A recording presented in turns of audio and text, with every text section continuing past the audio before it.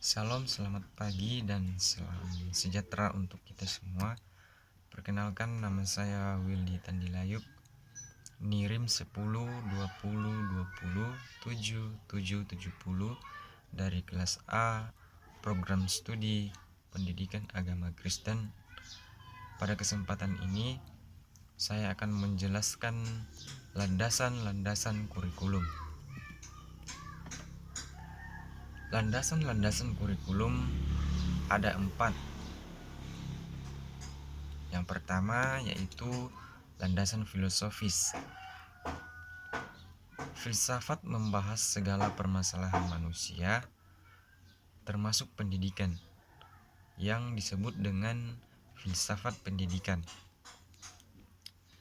Filsafat memberikan arah dan metodologi terhadap praktik-praktik pendidikan, sedangkan praktik-praktik pendidikan memberikan bahan-bahan bagi pertimbangan filosofis.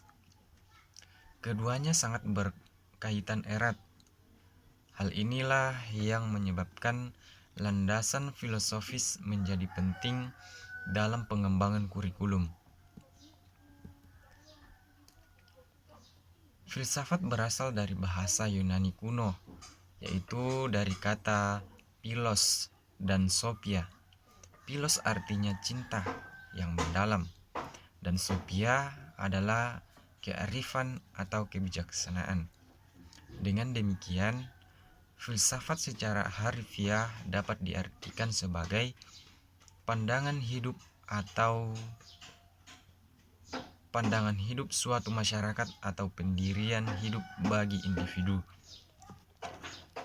Filsafat akan menentukan arah kemana peserta didik akan dibawa.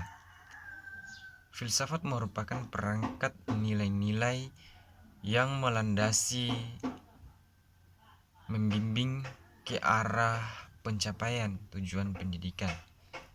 Oleh karena itu, filsafat yang dianut oleh suatu pendidikan atau dianut oleh perorangan sekalipun akan sangat memengaruhi terhadap pendidikan yang ingin direalisasikan.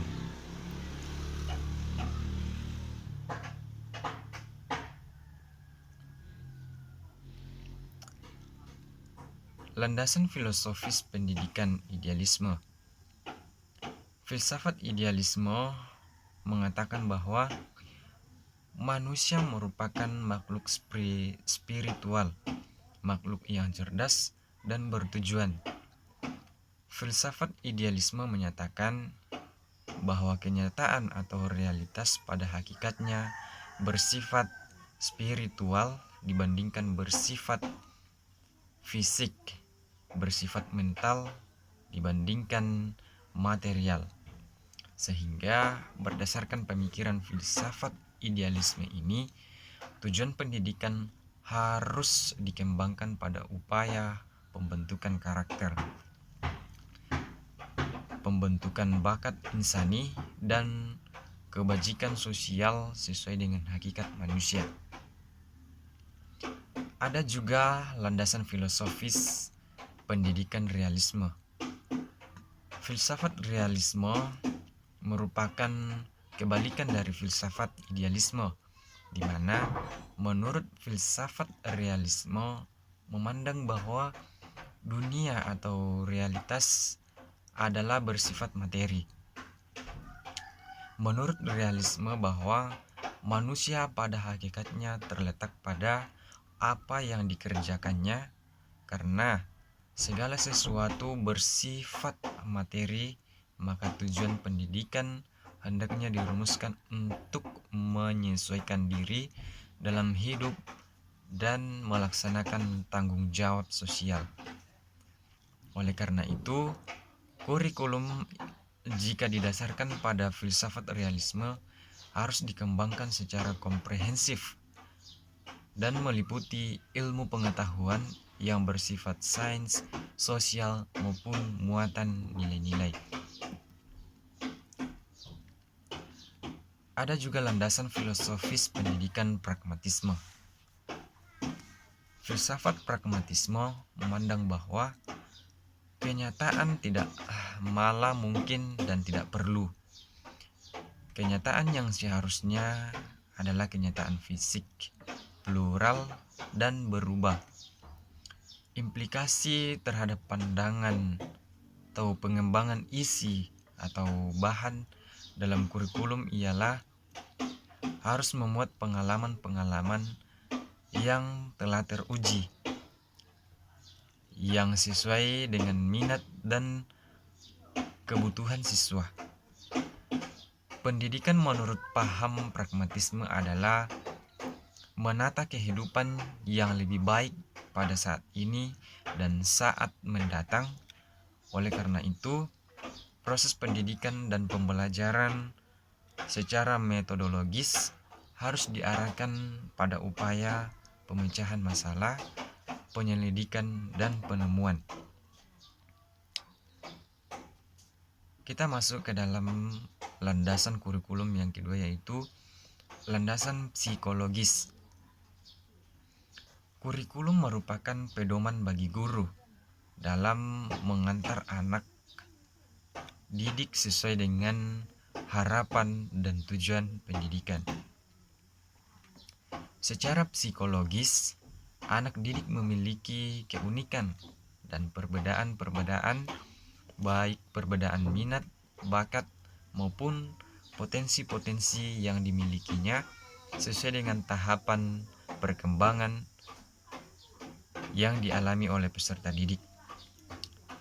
Dengan alasan itulah, kurikulum harus memperhatikan kondisi psikologi perkembangan dan psikologi belajar pada anak peserta didik. Pemahaman tentang anak bagi seorang pengembang kurikulum sangat penting. Kesalahan persepsi atau kendakalaan pemahaman tentang anak dapat menyebabkan kesalahan arah dan kesalahan praktik pada pendidikan. Dalam pengembangan kurikulum, minimal ada 2 landasan psikologis yang memengaruhi pendidikan, yaitu psikologi perkembangan dan psikologi belajar. Penerapan landasan psikologi dalam mengembangkan kurikulum tiada lain agar upaya pendidikan yang dilakukan dapat menyesuaikan dengan hakikat peserta didik, baik penyesuaian dari segi materi atau bahan yang harus disampaikan maupun penyesuaian dari segi proses penyampaian atau pembelajarannya dan penyesuaian dari unsur-unsur upaya pendidikan lainnya. Kemudian menurut psikologi belajar, bahwa belajar diklasifikasikan sebagai berikut, yaitu belajar berdasarkan keseluruhan, belajar adalah pembentuk kepribadian, belajar adalah berkat pemahaman, belajar berdasarkan perkembangan, dan belajar ke proses berkelanjutan. Jadi itu adalah landasan psikologi yang memengaruhi kurikulum. Kemudian landasan kurikulum yang ketiga yaitu landasan sosiologis. Faktor sosiologis sebagai landasan dalam mengembangkan kurikulum dapat dilihat dari 2 sisi, yaitu sisi kebudayaan dan kurikulum, serta dari unsur masyarakat dan kurikulum. Yang pertama yaitu kebudayaan dan kurikulum. Faktor kebudayaan merupakan bagian yang penting dalam pengembangan kurikulum dengan pertimbangan yang pertama, individu lahir tidak berbudaya, baik dalam hal kebiasaan, cita-cita, sikap, pengetahuan, keterampilan, dan lain sebagainya. Semua itu dapat diperoleh oleh individu melalui interaksi dengan lingkungan budayanya, keluarga, masyarakat sekitar, dan tentu saja sekolah atau lembaga pendidikan yang mempunyai tugas khusus untuk memberikan pengalaman kepada para peserta didik dengan salah satu alat yang disebut kurikulum. Kemudian poin yang kedua, kurikulum dalam setiap masyarakat pada dasarnya merupakan refleksi dari cara orang berpikir, berbahasa, bercita-cita, atau kebiasaan-kebiasaan. Oleh karena itu, dalam mengembangkan suatu kurikulum, perlu memahami kebudayaan.